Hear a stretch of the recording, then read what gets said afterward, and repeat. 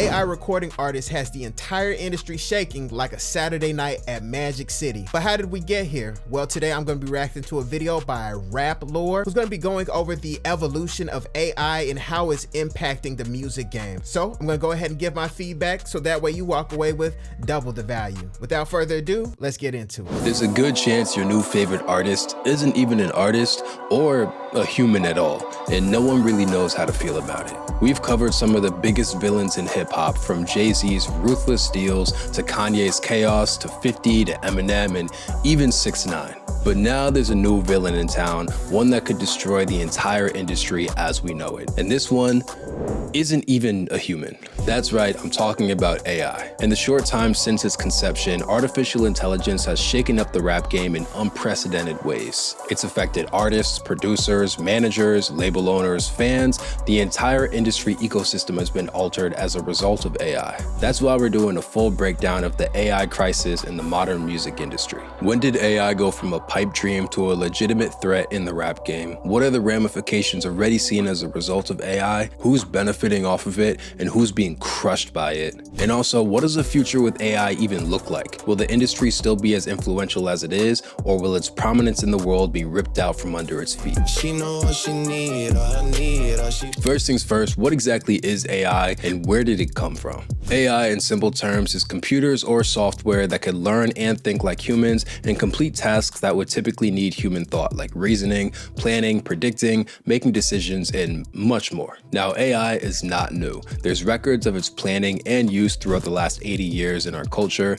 but it's really exploded into the mainstream within the last 15-ish years, starting in 2011 with the invention of Siri. Then over a decade later, it became a household name with the launch of the first conversational AI platform, ChatGPT. ChatGPT, made by OpenAI, blew the doors open on what people thought was possible with AI and created the first real concerns in the industry about its potential, good and bad. But even with ChatGPT, people still had their skepticisms and didn't view it as a real type of threat. But this was short-lived and was about to change in a jaw-dropping way. On April 4th of 2023, the world was excited when a surprise single from Drake and the Weeknd dropped called Heart on My Sleeve. However, that excitement turned into confusion, fear, and worry when people realized the truth of the song. The single was an AI-generated track made by TikTok user GhostRider777. The song featured AI vocals trained on Drake and the Weeknd's voices through an AI voice cloning software. And even though the song was fake, it definitely streams like a real Drake and Weeknd song, racking up millions and millions of views and plays across platforms. I came in with my ex like Selena, the flag. Got these girls on my neck, got these girls on my check. This was monumental for the music game and turned the industry's fear and skepticism into a full-scale panic. Some random kid from no one knows where just popped up, ripped the likeness of two iconic artists, posted a track, racked in millions of views and streams, which on the low end generated several $1,000s, and the industry had no part of it. Let me jump in right there on that Ghost Rider, the Weeknd, Drake song. It's easy to get a song taken down, in my view, and I don't want to get into conspiracy theories, but I have my suspicions about why it was allowed to go out, why it was allowed to rack up so many streams. It just seemed like a test run to see how well people will accept something like that. That's just my suspicions. I don't have any real evidence. Once again, it's a little conspiratorial, but let's go ahead and get back into this video. Lots of people were intrigued by the track and even found the song blowing up funny.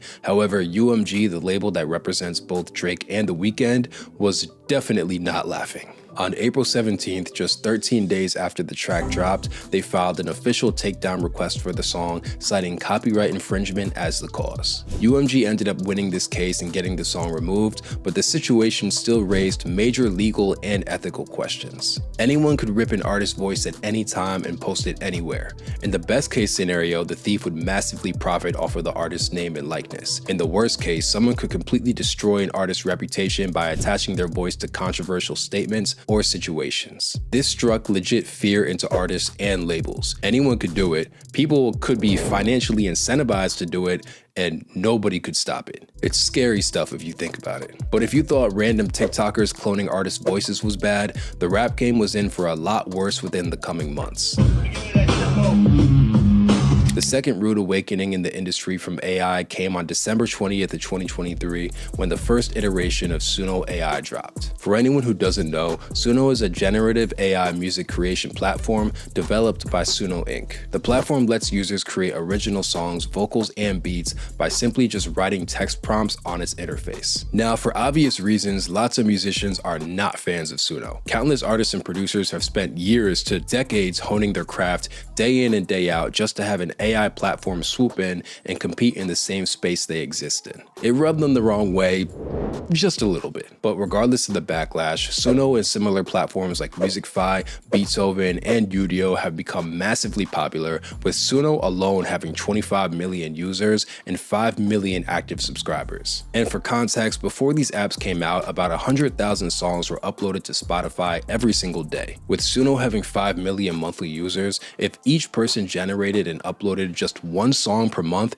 it would still outpace Spotify's current upload rate by almost double. And that's if one song per month is generated. If it was one song per day or 10 songs per day, which could be done within seconds with Suno, it would be a bad day for artists. This, by no surprise, has infuriated everyone in the industry. The influx of AI slop makes it harder for real artists to be seen and heard, which directly makes it harder for these artists and the people around them to earn their livings. Apps like Suno directly play into creators having more competition and less income. And adding insult to injury, Suno's AI-generated songs are trained on current music that exists in the marketplace. Suno dissects music that's currently released without permission from the creators and then uses it to generate its own music based off of their ideas with no compensation to the original writers. There's an extremely blatant example of this with a producer named K-Fresh, where Suno not only stole his beat almost to the T, but also had his producer tag in the track that it generated.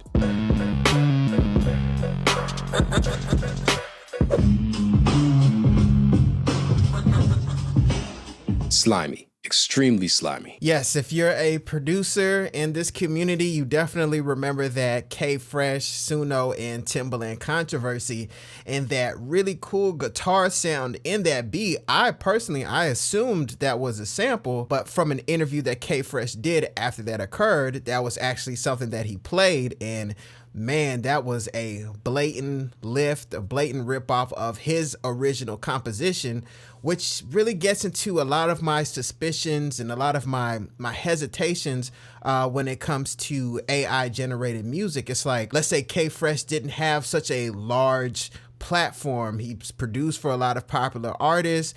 He's someone who has a popular following on Instagram, and he's someone, if he can speak up, the people are going to listen to him and say, hey, this is what happened. But what happens to the smaller producer who doesn't really have that same reach, or the smaller indie artist who doesn't have any type of platform or any real voice? They're just making a video or making a comment and it doesn't really go anywhere, and their hard work, their compositions are being ripped off by a larger company and being exploited for branding reasons, and also possibly generating direct income from the music that's creating from it, and the original composer isn't getting any type of credit from it.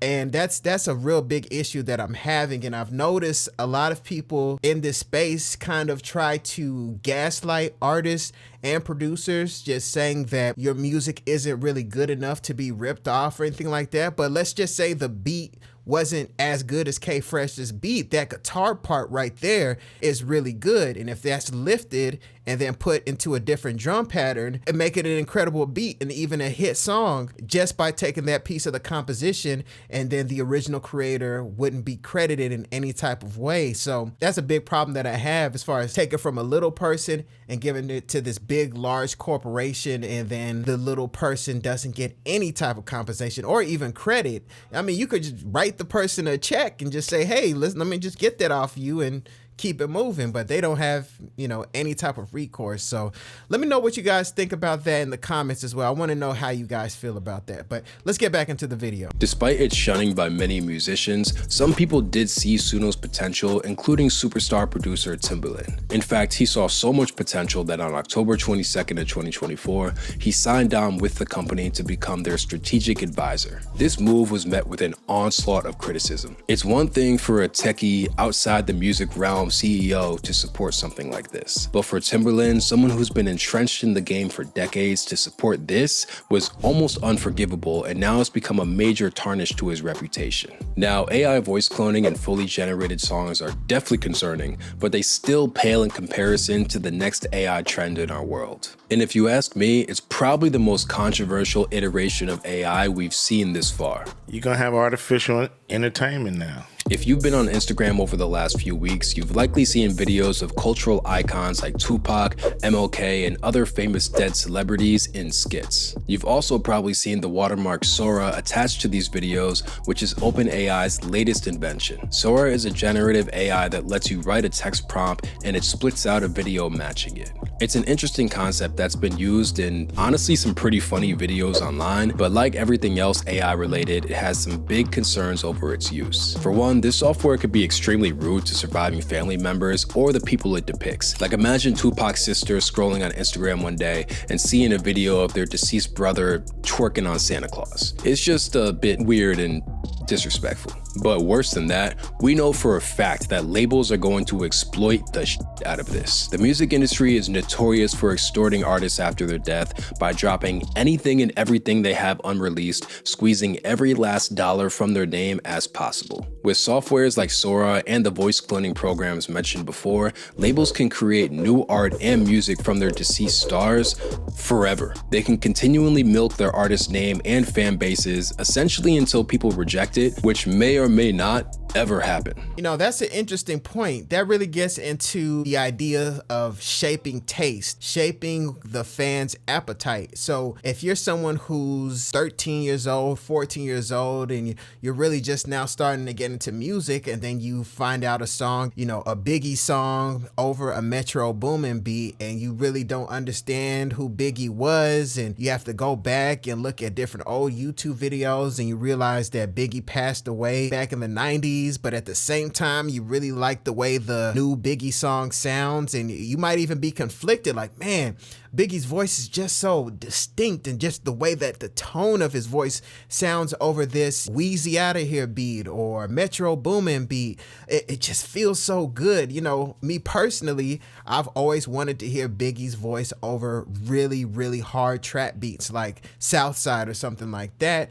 And now with the advent of artificial intelligence, we can get new songs with new references with Biggie's voice on it, and a younger person might enjoy that, and their taste might be shaped and to the point that they really don't, but they might not perceive that as unethical, because what you grow up with and what you perceive as a young age is what you contextualize as normal. So it might be normal for them to hear things like that and not really feel anything. So it's kind of scary, you know, really eerie, a little morbid at the same time, but people are pushing back for the time being, which is good, but we'll see how things are going to look within the next 3 to 5 years. So now, to be fair, lots of people are rejecting the concept of AI music and art entirely. A recent example of this was shown when Erykah Badu and The Alchemist linked up for a collab single called Next to You. The song on its own is cool, but the issue was the cover art, if you even want to call it art. The single featured an AI-generated cover that, frankly, a 4th grader could have drawn, and an AI-generated animation on Erykah Badu's YouTube channel that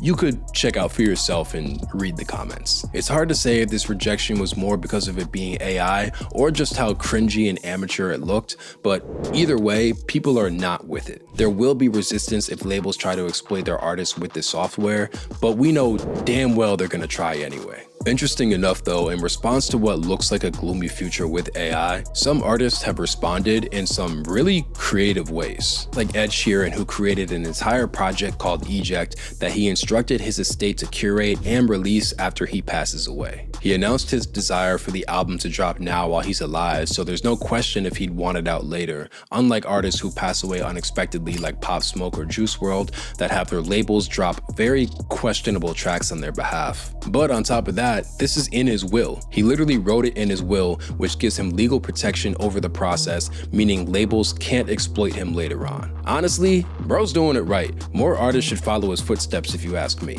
Unfortunately though, lots of artists won't go through the effort of protecting themselves in this way, and labels are gonna have a field day with these AI softwares, 100% at the expense of the artist, their family, and their legacy. It's going to get grimy out here. So with all that said, it leaves one burning question. What can be done about this AI crisis? And the answer is, realistically, not too much. AI is here to stay. It's not going anywhere. There's too much money to be made in it, and despite all these concerns, there's also a ton of benefits that people are not going to want to let go of. There are talks about regulation, but with new softwares popping up so frequently and with the AI space evolving so quickly, any regulation would be far behind its development curve.